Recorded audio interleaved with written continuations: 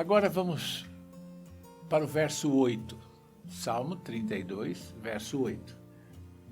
Diz assim: Instruir-te-ei e te ensinarei o caminho que deves seguir, e sobre as minhas vistas te darei conselho. Não sejas como o cavalo ou a mula, sem entendimento, os quais com freio e cabrestros são dominados, de outra sorte não te obedecem. Muito sofrimento terá de curtir o ímpio, mas o que confia no Senhor, a misericórdia o assistirá. Alegrai-vos no Senhor e regozijai-vos, ó justos. Exultai vós todos que sois retos de coração. Que Deus abençoe. Que texto lindo. O que é que o salmista está dizendo? O salmista está dizendo que Deus quer nos ensinar. Mas nós temos um problema. Nós temos um coração difícil. Nós temos um coração duro. Agora, Deus já tomou uma decisão. Deus não vai lidar comigo e com você como os homens lidam com mulas e cavalos. Deus não vai colocar nem em mim nem em você freio nem cabresto. E essa é uma coisa que muita gente gostaria até que Deus fizesse. E tem gente até que pede isso. Senhor, me põe freio. Senhor, me põe cabresto. Não é? Mas Deus já decidiu não fazer isso. Porque você precisa aprender a andar com Deus por motivação própria e por escolha pessoal. Deus nunca vai te obrigar a segui-lo. Deus nunca vai te obrigar a fazer o que Ele pede, o que Ele manda. Eu, quando era mais jovem, eu andei a cavalo muitas vezes. E quando nós colocávamos no cavalo cabresto e freio, era justamente para dar ao cavalo direção e parada, né? Então o freio, eu estou aqui no cavalo, eu puxo a rédea um pouquinho para um lado, ele vira para cá. Eu puxo para lá, ele vira para lá. Se eu quero que ele para, eu travo aqui no freio, né, no que pega na boca dele aqui, ele para. Deus disse, eu não vou fazer isso com vocês. Porque eu não quero isso. Por uma razão muito simples. Porque se Deus fizer isso, Ele nunca terá a nossa submissão. Ele terá a nossa subservência, que são coisas diferentes. Deus quer que eu me apresente diante dele voluntário. Como quem diz para ele, Senhor, me guia, para onde o Senhor quer que eu vá? O Senhor quer que eu vire para a direita? O Senhor quer que eu vire para a esquerda? Como o Senhor quer que eu faça? Sem que Deus tenha que me bater com chicote, sem que Deus tenha que me puxar o freio, me ferir, sem que Deus tenha que ser agressivo comigo. Muitas vezes a gente não entende porque Deus permite o homem ser o que é, viver como está vivendo. É porque Deus decidiu não pôr cabresto em ninguém. Deus decidiu deixar o homem ser voluntário, fazer sua escolha. E o homem é livre para fazer isso. Por isso eu não vou colocar em vocês nem freio e nem vou colocar também o cabresto. Porque o que eu quero de vocês é submissão e não subservência. Embora na religião, muitas vezes, o ambiente seja de subservência, não é assim que Deus lida. Não é assim que Deus trata. Não é? Deus quer que eu faça de coração. Ele tem poder. No poder dele, ele podia fazer isso, mas aí ele estaria criando o quê? Marionetes. Não é gente que ele manipula. Alguém já descreveu o mundo como um grande teatro e Deus é o diretor desse teatro. e ele vai manipulando os atores e etc. Isso não corresponde com a verdade. Deus não é assim. Né? Agora, é evidente que Deus tem um plano, Deus tem um projeto. E mais do que tudo isso, e maior do que tudo isso, é o propósito. Porque planos e projetos se frustram. Deus tinha um plano para o homem, o plano não deu certo porque o homem falhou, mas Deus criou uma outra forma porque Deus tinha um propósito. E os propósitos são maiores que os planos. Mas a gente precisa confiar nele e a gente precisa confiar que ele está nos levando na direção certa. Outra coisa que eu anotei aqui que eu acho importante nesse salmo é que Deus tem o poder para dizer para mim e para você, assim e pronto. Mas ele não faz isso. Por quê? Porque Deus não é arbitrário. O coração de Deus é diferente. Não é magia. É relacionamento. Eu preciso ter uma predisposição para me relacionar com Deus. E quando Deus nos fez, por isso nós somos diferentes de todos os outros animais. Ele nos deu do seu Espírito e nós fomos feitos à sua imagem e semelhança. Por quê? Porque Deus nos fez à sua imagem e semelhança. Porque Deus nos fez capazes de ter um relacionamento com Ele. Então, se relacionar com Deus é possível. É que na nossa mente, o relacionamento com Deus, essa mente que a gente tem, não é? Que é humana, limitada, o nosso relacionamento com Deus, na nossa mente, ele teria que ser como nós nos relacionamos com as pessoas, vendo-as. Mas a Bíblia diz que Deus não se pode ver, mas nós podemos sentir, nós podemos ouvir. Então, é possível ter comunhão com Ele. Por que essa comunhão face a face hoje é impossível? Nós não temos um corpo espiritual, nós temos um espírito, é diferente. Mas o nosso corpo é carne. E Deus é espírito. Como os anjos são espírito também, por isso nós não os vemos. O corpo é diferente.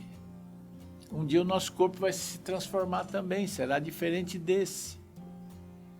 Mas nesse momento, não é assim.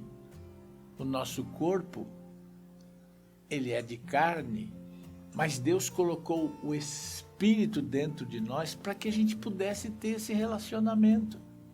E ele diz, eu vos ensinarei. Então, veja que o que nós estamos observando aqui é que Deus não vai impor, ele não é arbitrário, mas ele é mestre, ele ensina, ele quer nos ensinar. Eu gosto de Oséias 11, quando ele diz, eu ensinei Efraim a andar. Ainda quando Efraim era menino, era criança, eu peguei Efraim e eu ensinei Efraim a dar os primeiros passos. Porque Deus tem prazer de nos ensinar. Gente, a Bíblia tem 66 livros. É Deus nos ensinando tanta coisa na Bíblia, irmãos. Tem gente que até faz doutrina de algumas coisas que Deus ensinou, não é? Algumas coisas não são doutrina, mas é escola, é aprendizado. Tem coisas, por exemplo, sobre saúde na Bíblia, que é fantástico. Se você parar para estudar, né? Tem grupos religiosos que já transformaram isso até em doutrina, mas é Deus nos ensinando tantas coisas que a gente precisa aprender. Deus quer nos ensinar sobre todas as áreas. Deus quer nos ensinar sobre vida financeira, sobre vida sexual, sobre casamento, sobre educação de filhos, sobre bem-estar. Deus quer nos ensinar tudo, mas ensinar e não impor. E Ele quer que a gente o busque voluntariamente e não de forma impositiva. Por isso, ele não põe nem em mim nem em você freio e não põe também cabresto, porque você não é mula e porque você não é cavalo, você é um ser humano, a imagem e semelhança de Deus, que pode ter relacionamento direto com Ele. Agora, o ímpio vai sofrer. Mas quando a gente fala do sofrimento do ímpio, não pense os irmãos que é Deus querendo,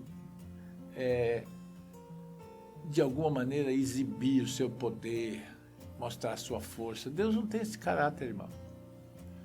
Porque a didática de Deus é diferente. O coração de Deus é tão puro que até quando vem o sofrimento sobre a nossa vida, esse sofrimento, ele tem um propósito.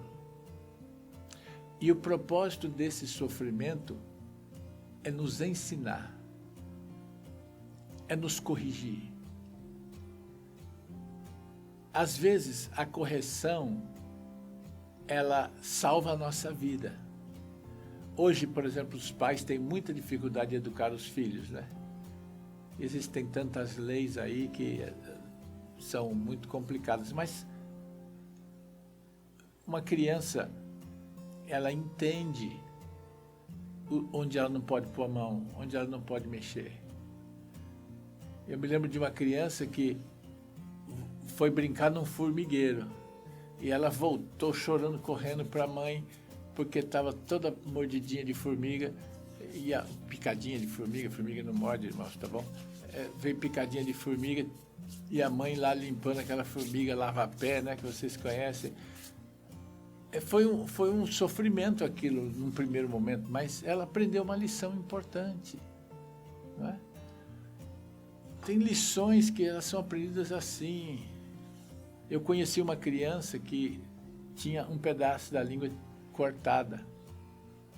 Sabe o que ela fez? Ela viu uma tomada, ela pôs a língua na tomada e deu um estalo e nunca mais ela mexeu com eletricidade. Ela aprendeu alguma coisa. Por quê? Porque tem coisas, tem experiências que são doloridas, mas que salvam a nossa vida. Elas não são criadas em nós, elas não são colocadas na nossa vida para gerar trauma, mas para gerar respeito. Então, por exemplo, o mar. Quem tem trauma nem põe o pé na água. Se você não consegue nem colocar o pé na água, você tem um trauma. Então você precisa de ajuda. Você precisa de um psicólogo, você precisa tentar buscar em Deus a causa disso e resolver. Porque não é natural uma pessoa ter medo de colocar o pé numa água na praia, onde você tem todo o controle. A água não é tão perigosa. Agora, você entrar mar adentro, não é? Como alguns fazem, já é outra coisa. O mar é grande, o volume de água é muito grande, ele precisa ser respeitado. As ondas, elas têm poder de puxar para dentro do mar, então você tem que respeitar. Então você tem que saber até onde você entra, aonde você pode brincar na água, não é? Isso é respeito. Você não tem o trauma, mas você tem o respeito, porque você sabe que existe perigo ali se você não tomar os devidos cuidados. Então, quem não sabe nadar, por exemplo, não deve se aventurar a grandes profundidades, deve ficar ali, mais à margem. Porque é o respeito que a gente tem com uma coisa que é muito poderosa. Tem gente que não tem essa medida e eles precisam aprender. Então, a ação de Deus conosco, mesmo no sofrimento, ela não tem a ideia de ser punitiva. Enquanto nós vivemos aqui, a ideia não é essa, a ideia é corretiva. Deus está nos corrigindo das coisas que nós precisamos aprender. E isso está aqui, olha só, o texto vai dizendo assim, olha, não sejas como o cavalo ou a mula, sem entendimento, os quais com freios e cabrestos são dominados. De outra sorte, não te obedecem. Muito sofrimento terá que curtir o ímpio, Quem é o ímpio, não é? É a pessoa que está aí lutando, né? Com o cabresto, evidente. Né? Mas o que confia no Senhor, a misericórdia o assistirá. Então, o que Deus gera é disciplina. O que Deus gera é ensino e não tortura e não sofrimento. Porque essa não é a proposta dele. A proposta dele sempre é curar e salvar. Você imagina se Deus está com a intenção de fazer esse juízo agora. Haverá juízo, sim. Mas a Bíblia diz que Deus deu o Filho dele por mim e por você. Meu irmão, se Deus deu o Filho dele por mim e por você, é para te salvar. Para salvar a tua vida. Então, por favor, se tem alguma coisa na tua vida que não está legal, é Deus te dando a oportunidade de você olhar na direção certa. Se você sente que está sendo punido, não olhe como punição, olhe como correção. Deus está te corrigindo de alguma coisa, de alguma rota. Então presta atenção nisso. Deus não está te privando do melhor, te tirando do melhor. Deus está querendo colocar você no lugar correto, no lugar certo. Deixe a misericórdia de Deus te alcançar, com a bondade dele, com o amor dele. E recue. E você tem o Espírito Santo. Você que é um crente em Cristo que está me ouvindo. Eu lembro quando Paulo teve aquele encontro, né, com Jesus, e a palavra que veio para ele foi: terrível coisa é recalcitrar contra os aguilhões de Deus. Ou seja, terrível coisa é ficar lutando contra a correção de Deus. Porque não tem como, é o pai que está corrigindo o filho, não tem como você querer, isso vai ficar pior. Se você luta contra a correção, fica pior, porque a correção te põe no lugar certo. Então aceite a correção de Deus sobre você, aceite a correção de Deus sobre a sua vida. Meu irmão, não seja uma mula, nem um cavalo, mas deixa Deus te dirigir pelo ensino dele. Deixa Deus te dirigir pela palavra dele. Ouça a voz dele, aprenda a ouvir a voz dele. É possível, desde que você tenha predisposição. O que Deus quer trazer sobre você é o que o texto diz. Os justos vão exultar.